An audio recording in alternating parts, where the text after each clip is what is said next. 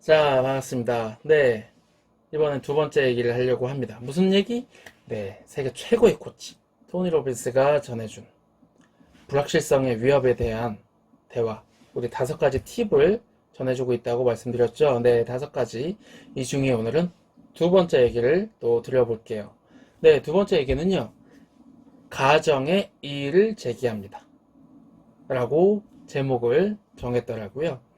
가정의 이의를 제기해라. 무슨 얘기일까요? 네, 코로나로 인해서 환경이 급변했습니다. 네, 우리 주가도요, 정말 여태까지 한 번도 경험하지 못한 그런 짧은 기간의 폭락, 그리고 또 빠른 회복, 그러나 아직 어떻게 될지 알 수 없다. 금값은 사상 최고인 것 같아요. 차트를 봤더니 꽤 높이 올라갔더라고요. 네, 이런 상황. 특히 바이러스로 인해서 경기가 이렇게 휘청거리는 상황은 거의 처음이 아닌가 싶습니다.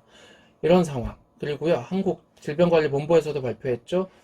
국민 여러분, 코로나 이전의 일상은 돌아올 수가 없습니다. 이제는 바꾸어야 합니다. 혹은 이런 바이러스 상황에 대비하는 생활 방식을 찾아야 합니다. 라는 표현을 하셨더라고요. 무슨 얘기죠?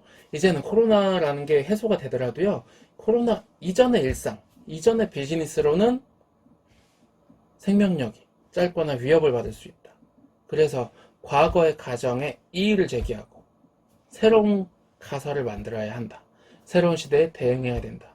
네, 필립 코틀러의 마켓 4.0, 여기에도 사실 많은 유사한 얘기들이 나오는데, 과거에 우리가 마케팅 믹스의 포피 혹은 포피 믹스라고 얘기하는 4P, 네, 프라이스, 프로덕트, 플레이스, 프로모션. 아우, 갑자기 헷갈리네요. 네, 이 네 가지. 이게 4C로 바뀌었다고 하죠. 네, 고객의 비용, 편의성, 고객과의 커뮤니케이션. 하나 뭐죠? 아우, 생각 안 나요, 갑자기. 내일 안 그래도 이거 교육해야 되는데 까먹었네? 네. 이런 네 가지 4C가 있는데, 여기서 또 4E로 변화하고 있다. 그런데 우리는 여전히 4P를 강조하고 있고요. 뭐, 창업 교육할 때, 비즈니스 모델링 할 때, 아직도 4P 얘기하고 있어요. 아니, 시대가 어느 시대인데. 그런데 4C, 4E에 대해서 정말 명확하게 설명하는 거 별로 본 적이 없어요. 뭐죠? 이미 시대는 변했습니다. 인터넷을 통해서도 한번 변했고요. 요즘엔 4차 산업혁명으로 변했어요. 우리 그런데 4차 산업혁명 무시하고 계속 우리의 기존 방식을 가져오던 이런 비즈니스 모델들이 코로나로 인해서 대면을 할 수 없어지는 상황에서 이제는 온라인화 할 수밖에 없고요.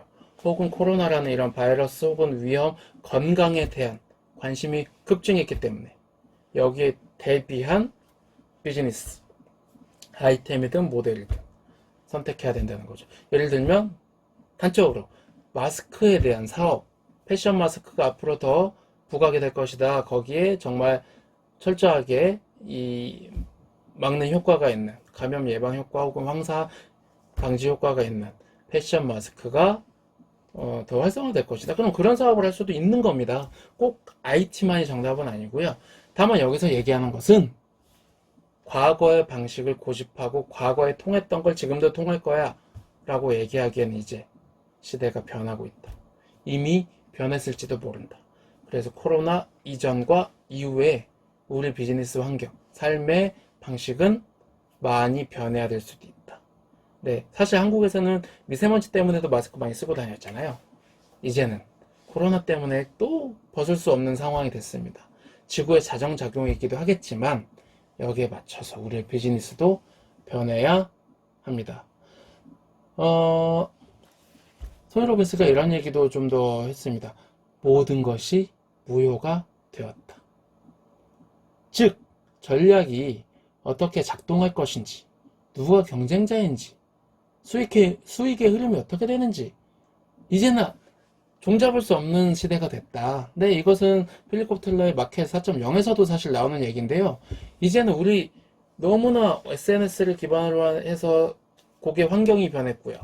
우리 마케팅 플랫폼이 이제는 너무나 광범위한 효과를 불러일으키는 온라인 중심의 환경이 됐기 때문에 우리의 경쟁자가 한국 업체가 아니라 미국의 어떤 생뚱맞은 혹은 뭐 이탈리아, 네덜란드 혹은 뭐 알 수 없는 제3국의 경쟁자가 나의 경쟁 상대일 수도 있고요.